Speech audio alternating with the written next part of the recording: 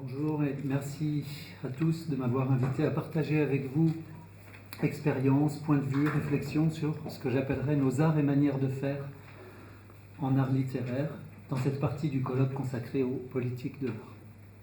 Auteur de poésie numérique, enseignant en école d'art et de design, maître de conférences en art et design, animateur d'ateliers d'écriture créative, j'ai développé au cours des années une sensibilité à la question du statut des écritures, à ce qu'on veut leur faire, à ce qu'on veut leur faire dire, à la place qu'on veut bien parfois leur faire en les accueillant pour ce qu'elles sont. Ceci dans toutes les écoles, c'est-à-dire dans différents établissements qui se réclament de la scolée. La scolée en grec ancien a le sens d'un arrêt, d'un répit ou d'une trêve, d'une suspension temporelle. Guillaume Vergne et Julien Gauthier, philosophes, pédagogues et fondateurs de la revue en ligne Scolée, disent à ce propos: ainsi, relèvent de la scolée les pratiques du jeu, de la gymnastique, des banquets, du théâtre et des arts, et, à certains égards, la participation aux affaires publiques, la politique. Ce qui rapproche toutes ces activités entre elles, c'est une forme de gratuité qui tient à leur caractère auto-finalisé et la liberté qu'à la fois elles supposent et engendrent. C'est pourquoi le mot en vient rapidement à désigner plus particulièrement l'activité studieuse, puis les lieux et les ouvrages d'études eux-mêmes. L'étude et la lecture fournissant l'un des meilleurs paradigmes de la scolée, de ce temps librement suspendu dans lequel peut se déployer une activité qui est à elle-même sa propre fin, et dont la pratique élève et anoblit celui qui s'y consacre. Fin de citation. Dans quelle école aujourd'hui, et plus particulièrement en regard de l'écriture et de la lecture, se déroule une activité relevant de la scolée, c'est-à-dire d'un temps librement suspendu dans lequel on peut se déployer une activité qui est à elle-même sa propre fin et dont la pratique élève et anoblit celui qui s'y consacre? Bien peu, malheureusement, ou à la marge de quelques initiatives individuelles. Et à l'université, qu'en est-il? Après 13 heureuses années en école d'art à expérimenter seul et en collectif d'artistes, d'étudiants, de pairs, des écritures numériques mêlant les rapports du texte, de l'image et des gestes, j'ai eu besoin d'approfondir la question de leur pédagogie et pour ce faire, j'ai rejoint en 2011 le laboratoire EMA de l'université de Cergy, EMA pour École Mutation Apprentissage. J'y ai intégré une équipe pluridisciplinaire dynamique et aussi découvert les plis d'une culture scolaire, objet d'étude central au labo, dans laquelle les écritures sont la plupart du temps abordées comme une compétence cognitive, vouée au savoir, répartie en disciplines, asservie comme un outil peut l'être, mais jamais ou presque envisagée comme expérience singulière qui serait à elle-même sa propre fin. Devant l'ampleur de ce gâchis, à l'échelle industrielle de l'école, ainsi que la qualifie Ken Robinson, j'ai commencé l'écriture d'un manifeste intitulé « Ce pas qui nous élève » pour des écritures numériques à manifeste. D'abord hébergé sur le site d'annotation collective Comment de Philippe Aigrin, qui est devenu mon premier annotateur, 8 amis, artistes ou théoriciens ont suivi et commenté, annoté, augmenté ce texte. Ce long préambule pour vous dire d'où viennent les choses dont je voudrais vous parler aujourd'hui, faire et penser ensemble l'art et les manières de faire qui composent les écritures numériques créatives en atelier. L'atelier que je prends ici comme exemple est un atelier d'écriture créative mené l'an dernier en licence 3, lettres modernes, à l'université. Si l'intitulé de votre... Alors excusez-moi, je suis en retard sur les images, ça c'était pour la scolée. Je vous laisse apprécier. Ça, c'était pour ce pas qui nous élève, qui n'existe pour l'instant qu'en version numérique, en français et en anglais. Voilà. Si l'intitulé de votre proposition, là j'ai loupé mon effet, je vais le refaire. Si l'intitulé de votre proposition d'atelier contient le mot numérique, l'administration vous réservera certainement une salle informatique de ce type. Si l'intitulé contient histoire ou théorie, vous aurez sans doute une salle de cours de ce type. Si, comme moi, vous faites cohabiter dans votre intitulé créative et numérique, vous laisserez perplexe votre interlocuteur, il y a des chances que le vous réserve, après quelques hésitations, cette salle. La dimension politique de la scolée commence ici. Soit il importe à l'institution que vous ayez les moyens de disposer d'un environnement adapté, j'entends, ouvert, convivial, pour que l'activité d'expérimentation que vous allez mener avec vos étudiants leur soit profitable, soit il importe à l'institution que vous rentriez dans le rang des 3 catégories d'espaces, amphi, salle de cours, salle d'info, qu'elle peut proposer parce qu'elle n'a pas vocation à prendre soin des singularités, mais à gérer les constantes de productivité des savoirs. Vous espériez une salle idéale, mais vous parviendrez sans doute, avec le soutien de quelques collègues, à transformer une salle de cours en espace ouvert ou modulaire, ressemblant peut-être à celle-ci. Bien sûr, vous perdrez du temps à défaire les 12 tables et les 36 chaises et à les replacer en fin de cours, mais vous aurez, en créant votre cercle, proposé un espace commun et un modèle politique implicite, silencieux, à même de faire naître celui du partage lors des lectures et des échanges qui les suivent. Lorsque vos étudiants auront préparé la salle avant l'atelier, vous saurez que quelque chose s'est produit. À cet endroit, on pense aux modèles de distribution spatiale et à leurs conséquences sur les dynamiques relationnelles, en s'aidant des travaux de Edward T. Hall, notamment dans La dimension cachée, ou de la pensée du collectif de Yona Friedman dans ses utopies réalisables. Que la dimension numérique soit importante ou non dans votre atelier, n'allez pas en salle informatique. Elle a toujours une configuration qui rend impossible tout échange fructueux. Elle est pensée selon les modèles asséchants de la transmission verticale des savoirs, avec un pupitre de commande pour l'enseignant capable de prendre le contrôle des écrans des étudiants. C'est pas de la fiction. Vous serez aux manettes d'un dispositif autoritaire qui ne peut en rien laisser espérer à l'étudiant qu'il est capable de penser et d'expérimenter par lui-même, sans compter que seul derrière son écran contrôlé, il n'a pas même le recours de trouver un peu d'empathie dans le regard de ses pairs, attachés eux aussi à leur écran abreuvoir. Demandez plutôt aux étudiants de venir avec une tablette ou un ordinateur portable. Ceux qui n'en ont pas travailleront sur papier, à la main, et alterneront avec ceux qui en ont. N'abandonnez pas une disposition de salle dans laquelle tout le monde se voit, s'écoute, s'entend, interagit, pour le mirage de postes informatiques rapides, et ne sous-estimez pas le fait que vous ne pourrez de toute façon pas installer le logiciel libre dont vous auriez besoin, parce que vous n'aurez pas les droits d'administration pour le faire. Voici, sous la forme d'une FAQ ou questions fréquemment posées, un panel de questions qui m'ont été posées lors des ateliers de licence par les étudiants, et celles très concrètes qui se posent à nous, animateurs d'ateliers à l'université. Question 1. Un atelier d'écriture créative numérique, ça veut dire qu'on va programmer et tout. On va surtout s'écouter, se voir, s'entendre les uns les autres pour écrire des textes chacun pour soi, mais en suivant des lignes communes, de façon à composer un espace de résonance que l'on mettra en scène ensemble dans un logiciel multimédia ou dans un réseau hypertexte, pas à pas, en imaginant la meilleure forme pour les accueillir et les donner à lire, à voir ou à entendre. Nous allons écrire des textes littéraires, un peu de code au besoin, et tisser vos textes avec sans doute des images choisies dans un espace que nous allons penser pour un lecteur. Question 2.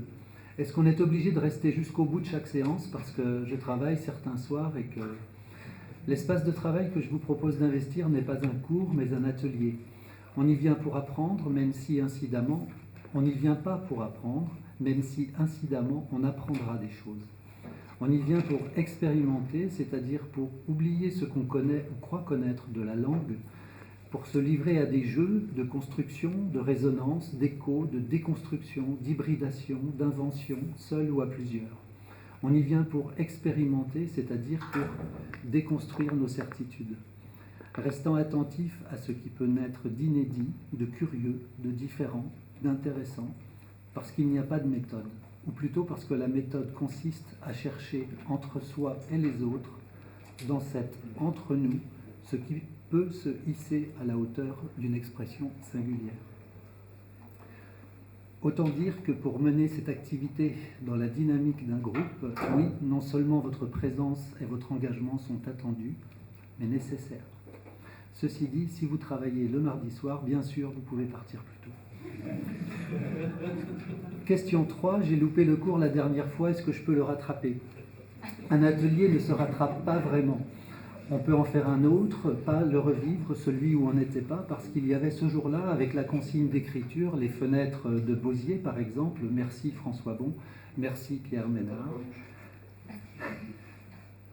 une ambiance très particulière. Et les échanges que nous avons eus ce jour-là, les images que nous avons cherchées et commentées, le film sur le travail photographique de Jeff Wall, ce photographe qui voulait être peintre et qui travaille avec les méthodes du cinéma.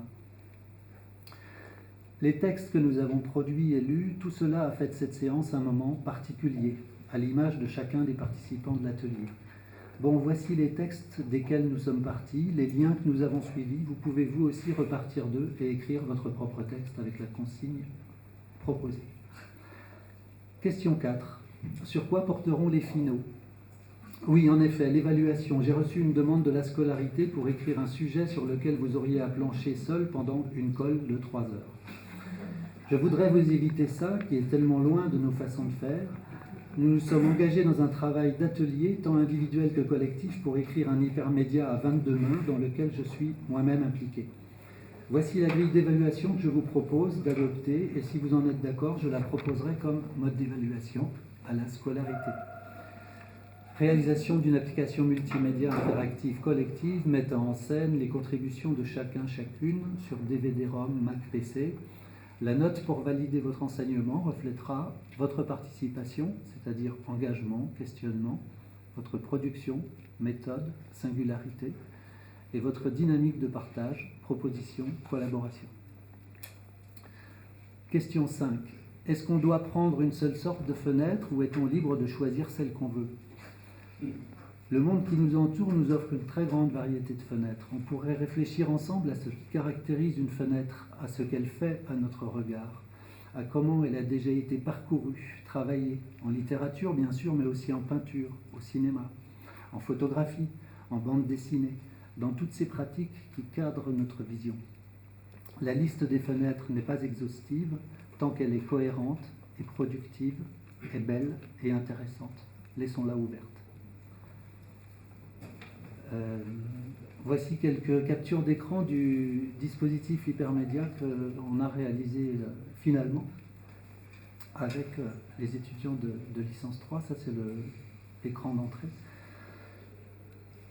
Ces quelques questions permettent de mesurer l'écart entre les deux espaces et formes que sont cours et atelier. Le cours suivant plutôt la ligne d'une acquisition cognitive, l'atelier plutôt celle d'une expérimentation sensible. Mais il y a une question, je crois, qui les traverse toutes les deux et qui relève de ce que Michel Foucault appelle l'ordre du discours. Elle concerne les discours auxquels se réfèrent les institutions comme à ceux qu'elles produisent, comme à ceux qu'elle est en capacité d'accueillir. Il est en effet des histoires, des théories, des mythes, des fantasmes, en d'autres termes des discours, qui motivent et soutiennent nos actions dans nos différentes institutions. Il ne s'agit bien sûr pas de les opposer, mais plutôt d'en expérimenter les limites, les contours, les recouvrements féconds, les débordements producteurs, les inventions réjouissantes, les écarts critiques. Il s'agit, je crois, de faire exister et fructifier à travers ces discours et pratiques ce qui relève des enjeux d'émancipation intellectuelle et sensible pour nos étudiants. Qu'y fait-on dans ces ateliers? On regarde, on écoute, on lit, on s'écoute, on décrit, on pense, on écrit, on construit, on s'exaspère, on collabore, on abandonne, on résiste, on revient, on questionne, on reprend, on expérimente, on partage, on fabrique, on devient. Tous ces verbes d'action sont les éléments d'un processus qui pourrait esquisser les lignes d'une formation de l'esprit non disciplinaire, transversale, j'aurais envie de dire indisciplinaire. Ouverte et critique, car il n'est plus besoin de remplir les élèves de savoir, ni même de les répartir par savoir.